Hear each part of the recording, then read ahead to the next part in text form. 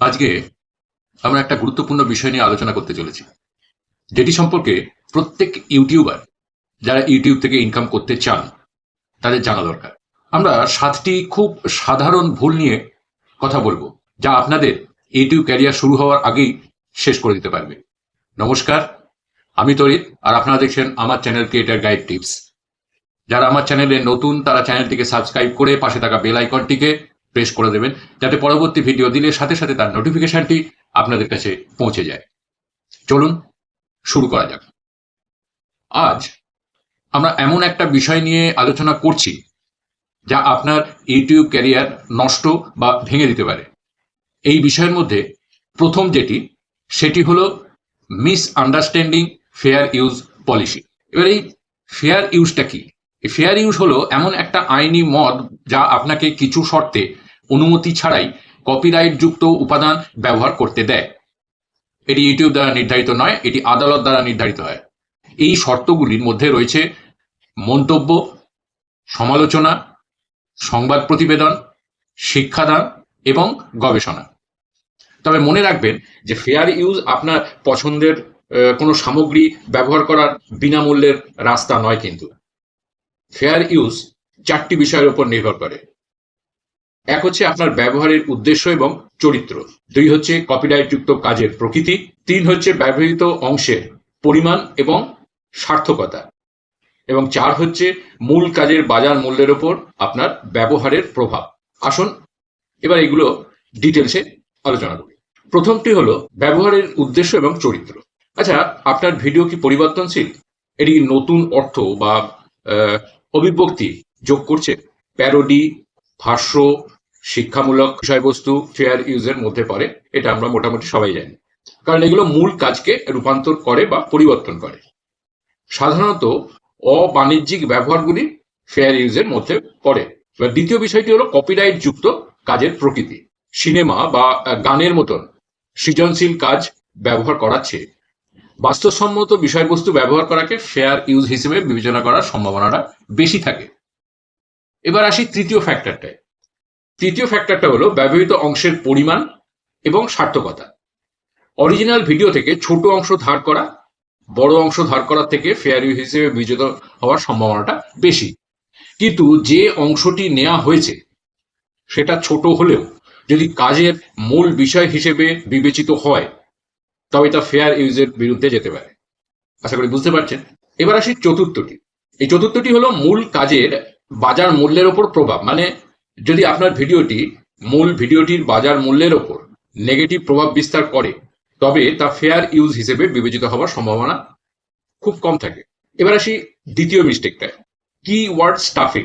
Keyword দিয়ে আপনার video description ভরিয়ে দিলেন, মানে ওভারলোড করে দিলেন। তাতে আপনার মনে হতে পারে যে আপনার ভিউজটা বেশি আসবে, কিন্তু এটি আপনার চ্যানেলকে ক্ষতি করতে পারে। ইউটিউবের অ্যালগরিদম এটাকে স্প্যামি অ্যাক্টিভিটি হিসেবে ধরবে এবং আপনার ভিডিও সার্চ রেজাল্টে আসা মুশকিল হয়ে উঠতে পারে। কিওয়ার্ড স্টাফিং কি? এটি হলো আপনার ভিডিওকে সার্চ র্যাঙ্কিং এ ম্যানিপুলেট করার উদ্দেশ্যে আপনার ভিডিওর ডেসক্রিপশন বক্সে টাইটেল, ডেসক্রিপশন, কিওয়ার্ড ট্যাগস দিয়ে ভরিয়ে ফেলার অভ্যেস। কেন কিওয়ার্ড স্টাফিংটা খারাপ? কিওয়ার্ড স্টাফিং বিভিন্ন কারণে খারাপ। প্রথমত, ইউজারদের একটা খুব বাজে অভিজ্ঞতা তৈরি হয়, মানে যারা ভিউয়ার, যারা দেখছে। কারণ দর্শকরা এমন একটি ডেসক্রিপশন পড়তে চায় না যেটা এক গাদা ওই কিওয়ার্ড দিয়ে ভরা থাকে। আর দ্বিতীয়ত, যেটা আগেই বলেছি, যে ইউটিউব অ্যালগরিদম এটাকে স্প্যাম হিসেবে ধরে, ফলে আপনার ভিডিওগুলোর সার্চ রেজাল্ট ডাউন হয়ে যায়। তাহলে আপনি কিভাবে কিওয়ার্ডগুলো ব্যবহার করবেন? আপনার ভিডিওর টাইটেল, ডেসক্রিপশন, ট্যাগগুলো আপনার ভিডিওর ওই যে বিষয়বস্তু তার সাথে যেন তথ্যপূর্ণ এবং প্রাসঙ্গিক হয়। কিওয়ার্ডগুলো ব্যবহার করুন যেখানে সেগুলো স্বাভাবিকভাবে ফিট করে এবং অর্থবোধক হয়। একটা উদাহরণ দিয়ে ব্যাপারটা আপনাদের বুঝিয়ে দিই। দেখুন, ব্লগিং এর জন্য সেরা ক্যামেরা, ব্লগিং এর ক্যামেরা, ইউটিউবের জন্য ক্যামেরা লেখার বদলে আমি যদি লিখি এই ভিডিওতে আমি 2024 সালে ব্লগিং এর জন্য সেরা ক্যামেরাগুলো নিয়ে আলোচনা করেছি, পার্থক্যটা দেখুন। দ্বিতীয় উদাহরণ আরো স্বাভাবিক এবং তথ্যপূর্ণ। উপযুক্ত কিওয়ার্ড খুঁজে পাওয়ার জন্য অনেক টুলস আছে যেগুলো আপনারা ব্যবহার করতে পারেন, যেমন ভিড আইকিউ, টিউববার্ডি, keywordtool.io, এরকম অনেক আছে। আপনি যদি কিওয়ার্ড স্টাফিং চালিয়ে যান তো আপনি ইউটিউবের শাস্তির মুখে পড়তে পারেন। এর মধ্যে লো সার্চ র্যাঙ্কিং, দৃশ্যমান্যতা হ্রাস, মানে আপনার চ্যানেলকে শো করাবে না, এমনকি আপনার চ্যানেল স্ট্রাইকের মুখেও পড়তে পারে। এবার আসি 3 নম্বরটায়, ইম্পারসোনেটিং আদার ক্রিয়েটার, অন্য একজন জনপ্রিয় ইউটিউবারের স্টাইল এবং বিষয়বস্তু অনুকরণ করা। যদিও অন্যদের দ্বারা অনুপ্রাণিত হওয়া খুব একটা ভালো ব্যাপার, তবে তাদের বিষয়বস্তু এবং স্টাইল কপি করলে কপিরাইট খাবার একটা সম্ভাবনা থেকে যায়। ইম্পারসোনেশন ব্যাপারটা কি না, ইউটিউবের অন্য কোনো ক্রিয়েটারের প্রোফাইল, ব্যাকগ্রাউন্ড, মানে সবকিছু অনুকরণ করা যাতে মনে হয় যে আপনি সেই ব্যক্তি। এর মধ্যে তাদের নাম, লোগো, এমনকি সমস্ত বিষয়বস্তুও থাকতে পারে। ইম্পারসোনেশন ক্ষতিকারক কেন? কারণ এটি দর্শকদের মধ্যে ভুল বোঝাবুঝি তৈরি করে এবং অরিজিনাল ক্রিয়েটারের খ্যাতির ক্ষতি করে। এই কারণে এটি ইউটিউবের কমিউনিটি গাইডলাইন ব্রেক করে এবং আপনার চ্যানেল টার্মিনেট হয়ে যেতে পারে। এটি খুবই ঝুঁকিপূর্ণ, কারণ আপনি যদি অন্য ক্রিয়েটারকে অনুকরণ করেন এবং ধরা পড়েন, তাহলে আপনার ভিডিও ডিলিট হয়ে যেতে পারে, স্ট্রাইক খেতে পারেন, এমনকি আপনার চ্যানেল বন্ধ হয়ে যেতে পারে। সুতরাং আপনি কিভাবে ইম্পারসোনেশন বা অনুকরণ অ্যাভয়েড করতে পারেন? আপনার নিজস্ব ইউনিক কন্টেন্ট এবং স্টাইল নিয়ে আসুন। আপনি যদি অন্য ক্রিয়েটারের কাছ থেকে অনুপ্রাণিত হন, তো তাদের ক্রেডিট দিন এবং আপনার কন্টেন্টে নতুন এবং ভ্যালুয়েবল বিষয়বস্তু যোগ করুন। 4 নম্বরটি হলো কমেন্ট স্প্যামিং। এটা হলো মিস্টেক নাম্বার 4। আপনার চ্যানেলের প্রচার করার জন্য একাধিক ভিডিওতে একই কমেন্ট করা একটা বড় স্প্যাম। এতে দর্শকরা বিরক্ত হয় এবং ইউটিউব এটাকে স্প্যাম বলে চিহ্নিত করতে পারে। কমেন্ট স্প্যামিং এ অযাচিত, অপ্রাসঙ্গিক এবং একই মেসেজ বারবার করা হয়ে থাকে। এতে সাধারণত নিজের চ্যানেলের প্রচার, কোনো ওয়েবসাইটের লিঙ্ক ইত্যাদি থাকে। উদাহরণস্বরূপ বলা যায় যে আমার চ্যানেল চেক আউট করুন, বা ফ্রিতে উপহারের জন্য এই লিঙ্কে ক্লিক করুন, বা একই ইমোজি বারবার দেওয়া। কমেন্ট স্প্যামিং ক্রিয়েটার এবং দর্শক দুপক্ষকেই ফ্রাস্ট্রেটিং করতে পারে। এই কমেন্টগুলোর জন্য কমেন্ট সেকশন থেকে অরিজিনাল এবং রিলেভেন্ট কমেন্টগুলো খুঁজে বের করা মুশকিল হয়ে যায়। স্প্যাম মোকাবিলার জন্য ইউটিউব বিভিন্ন রকম ব্যবস্থা রেখেছে, যেমন যেগুলো স্প্যাম মেসেজ বলে নির্দিষ্ট হয় সেগুলোকে রিভিউয়ের জন্য হোল্ড করে রাখা। ক্রিয়েটাররা নির্দিষ্ট শব্দ বা বাক্য ব্লক করতে পারেন। আপনি যদি স্প্যাম কমেন্ট পান তো রিপোর্ট করতে পারেন। কমেন্টের পাশে 3টে বিন্দুতে ক্লিক করুন, রিপোর্ট সিলেক্ট করুন এবং আনওয়ান্টেড কমার্শিয়াল কন্টেন্ট এর স্প্যাম চুজ করুন।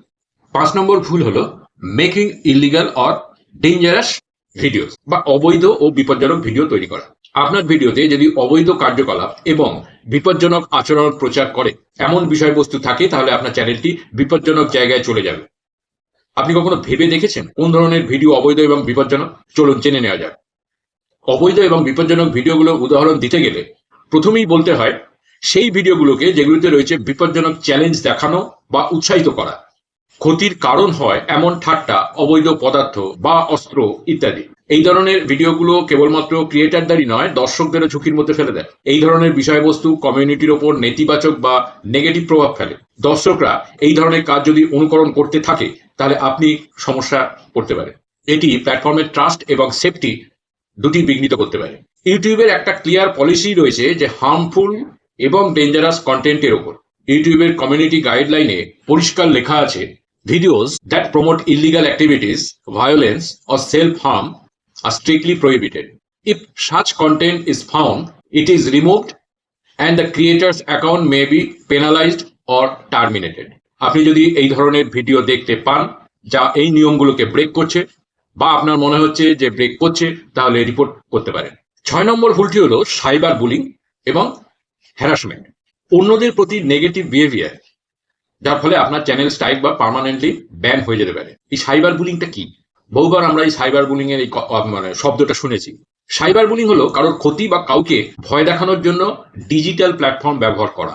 ইউটিউবে এটি অনেক ধরনের হতে পারে, যেমন ক্ষতিকর মন্তব্য বা কমেন্ট পোস্ট করা, মিথ্যে তথ্য ছড়ানো, বা অন্যদের উপহাস বা অপমান করে ভিডিও তৈরি করা। হ্যারাসমেন্ট হলো এমন একটি আচরণ যা হুমকি, ভীতি প্রদর্শন বা আপত্তিকর হয়। ইউটিউবে হয়রানির মধ্যে থেকে বারবার নেগেটিভ কমেন্ট, হুমকি বা ডক্সিং।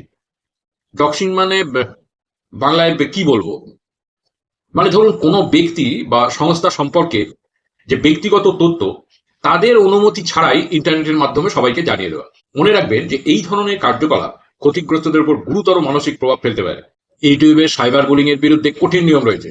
মনে রাখবেন যে ইউটিউবে আমাদের ভূমিকা হলো একটি পজিটিভ স্পেস তৈরি করা। এবার আসি 7 নম্বর মিস্টেক বা শেষ মিস্টেকটায়। এটি হলো বিশ্লেষণ এবং প্রতিক্রিয়া উপেক্ষা করা বা ইগনোরিং অ্যানালিটিক্স অ্যান্ড ফিডব্যাক। আপনার বিশ্লেষণ এবং দর্শকদের প্রতিক্রিয়ার প্রতি মনোযোগ না দেওয়ার ফলে আপনার চ্যানেলের গ্রোথ বন্ধ হয়ে যেতে পারে। কোনটা কাজ করছে আর কোনটা কাজ করছে না এটা বুঝতে এই টুলসগুলি ব্যবহার করুন এবং আপনার কন্টেন্টকে ইমপ্রুভ করুন। আপনি যদি আমার মতন একজন কন্টেন্ট ক্রিয়েটার হন, তো আপনি নিশ্চয়ই বহু সময় কাটিয়েছেন ভিউ, লাইক, কমেন্ট এবং অন্যান্য ম্যাট্রিক্স নিয়ে। কিন্তু আমি বলবো যে এগুলোকে উপেক্ষা করাই ভালো। আমাকে ভুল বুঝবেন না, যে অ্যানালিটিক্স এমনই একটা বিষয় যা আমাদের দর্শকদের বুঝতে এবং আমাদের কন্টেন্টকে উন্নত করতে সাহায্য করে। তবে ক্রমাগত এই সংখ্যাগুলো পরীক্ষা করার একটা খারাপ দিকও রয়েছে। প্রথমত, এটি প্রচন্ড রকম চাপ যুক্ত হতে পারে। ভিউ কমে যাওয়া বা নেগেটিভ কমেন্ট আপনার দিনটাকে নষ্ট করে দিতে পারে। বিশ্লেষণে আচ্ছন্ন না থেকে আপনার যা কাজ, আপনার যা ভালো লাগা, কন্টেন্ট ক্রিয়েট করে সেদিকে ফোকাস করুন। মনে রাখবেন, কেন আপনি আপনার চ্যানেল শুরু করেছিলেন? সেটা কি শুধুমাত্র ওই সংখ্যা তাড়া করার জন্য ছিল, নাকি বিশ্বের সঙ্গে আপনার আবেগ ভাগ করে নেওয়ার জন্য ছিল? আপনি যখন আপনার কন্টেন্টে ফোকাস করেন, তখন আপনি পারফরমেন্স ম্যাট্রিকের চাপ থেকে নিজেকে মুক্ত করেন।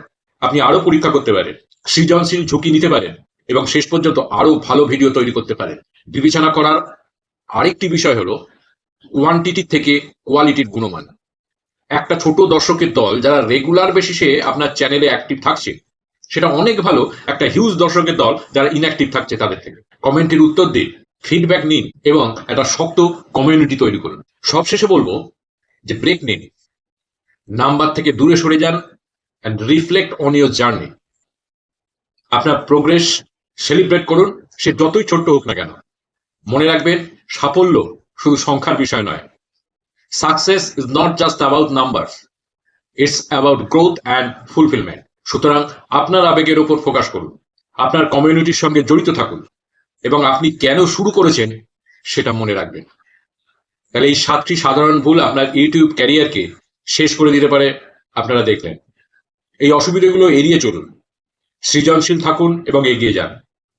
আপনার যদি এই ভিডিওটিকে হেল্পফুল বলে মনে হয়, তবে লাইক, কমেন্ট, শেয়ার করতে ভুলবেন না। দেখা হবে পরের ভিডিওতে। নমস্কার।